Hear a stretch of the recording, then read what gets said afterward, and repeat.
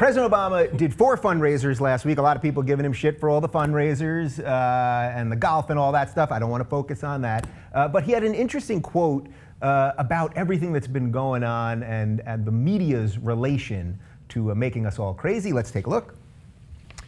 He said, "I can see why a lot of folks are troubled. The world's always been messy. We're just noticing now in part because of social media. If you watch the nightly news, it feels like the world is falling apart, but it's been challenging for quite a while. We will get through these challenging times just like we have in the past." Okay, now I'm sort of on board with a little of that, right? I mean, we see all this stuff now. We see the beheadings immediately. We don't have to wait for the nightly news. We get all the videos, all that stuff. On the other hand, the media's been pretty soft on the guy, so it seems like it's a little disingenuous. The media, it's not about being soft on Obama. It's what the media feeds the public and how they shape what's going on in the world. And this is communications 101 stuff. Right. The media has a bias. Their job is to, if it bleeds, it leads. And if there's any kind of drama, if there's a need for Superman to come along to solve something, they will put that on the TV. And so completely, we are inundated. And so you have the nightly news, which has always been horrific. I mean, if you lived through the Vietnam era, nightly news was pretty grim. Nixon, Vietnam, all that kind of stuff. All the way through, but now you have the echo chamber. Now everybody's putting it on their Facebook wall, and it's this, and my opinion, and this, and Twitter.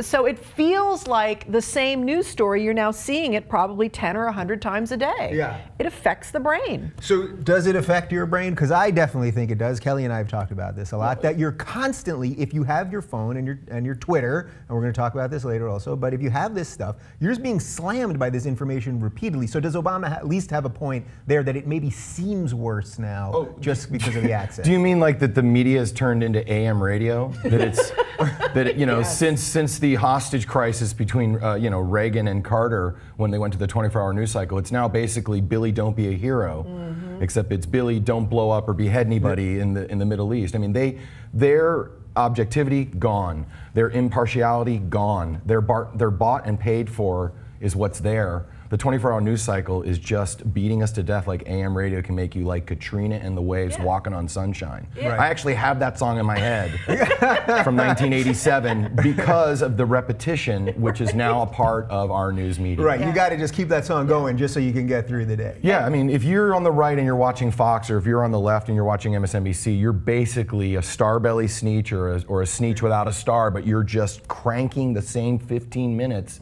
and it goes from each talking head. Right. And if you lived before this period of time, you realize that that's not what the media, the news is supposed to be. Yeah. It bleeds, it leads was not part of the problem. Yeah. You know, it's that it bleeds, it leads brought to you by Dial. You know, for a manly wash of the blood that's all over your hands now. Yeah. Well, it's just horrible. We talk about this all the time, that look, if you turn on Fox, you're getting Republican Party's view. If you turn on MSNBC, you're getting the administration's view. And if you turn on CNN, they're putting up just people on both sides, but then there's no analysis. They don't tell you what the truth is. They just put up PR guys on both sides. So so we're all with holograms. The holograms are good, though. I like the holograms. Yeah, pretty good. We'll be doing this by holograms by next year, I hope. All right, so I get it. We all hate the media. Okay, media sucks. We're all on board that theory. Right. But is there still something a little? Is it possible that what he's saying is true? And not true. So the media sucks. We're all on board that. But then, is it possible that things are worse now, but we can't filter it properly because of all this nonsense? Don't things seem a little worse now? Like there's so much shit going on between Ukraine and Gaza and Syria and Iraq and Ebola, and is it possible that things maybe are worse? There is a lot going on, but is there always a lot going on? And I think there's always been a lot going on, yeah. and we are just so interconnected now. There's very few walls between towns, nations, villages, and there's no walls, and so it's a lot of information, and yes, maybe it's a little bit of a spike of horribleness, and yes, I mean, it's been a bad month. It feels like it's been a bad month, you know, and it's difficult. But this is where I think the education system really needs to change. Media literacy needs to start in kindergarten. Yeah. Kids need to learn that when they go to a website or they turn on a channel or they're looking at a Twitter feed, that someone is saying something based on an opinion. There's, you know, that unless you're a scientist and reading a science paper, which has still got a little bias in it because it's a human, there is a bias going on. People want to sell you their side of things. So, yeah, I'd say perception is reality. You know, I think things are worse. And I have the perspective of time and in a different news cycle and a different repetition, a different frequency, repetitive frequency of a news story. I believe that things are worse.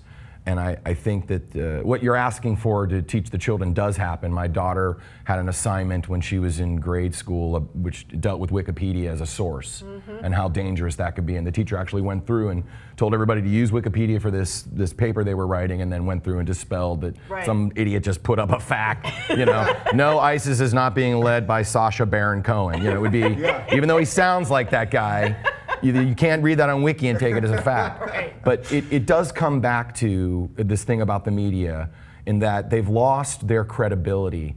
So we have the frequency, you know, it's a brisket without the meat, which is basically a bone. We're boned, you know. We don't have anybody being objective. I mean, shows like this and other shows in certain markets, the online world can have some reality to it. But even there you have another person or entity just frequency throwing lies and factoids, which are non-facts.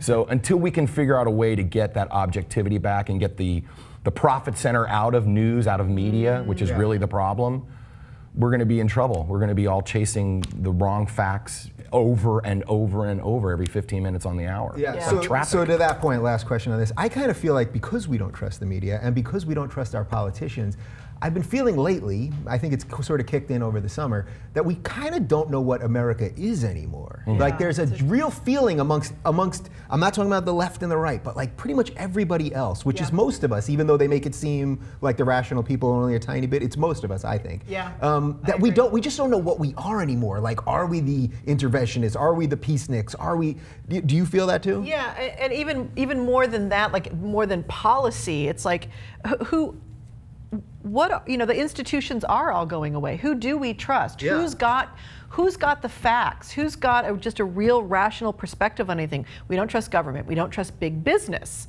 We don't trust media. We don't trust, you know, we don't trust anyone. And so we're having to find our own kind of inner GPS with all of this. And I think that's part of feeding all of the frenzy too, is like, you know, we're looking for information. I'm willing to give you more information. And I think it's a natural outcome of modern society, the breakdown of institutions, what's going on. And you know, we're in the middle of it. We're in the middle of the chaos of all of this. Yeah, Chad, end us on a positive note. Is there something good out of that? Could something good come out of us having to sort of recenter ourselves? Because if we don't trust the institutions, we have to trust ourselves. Give me something. Give me some hope. Absolutely, absolutely. And there's an app for it. I'm going to pull it up right now.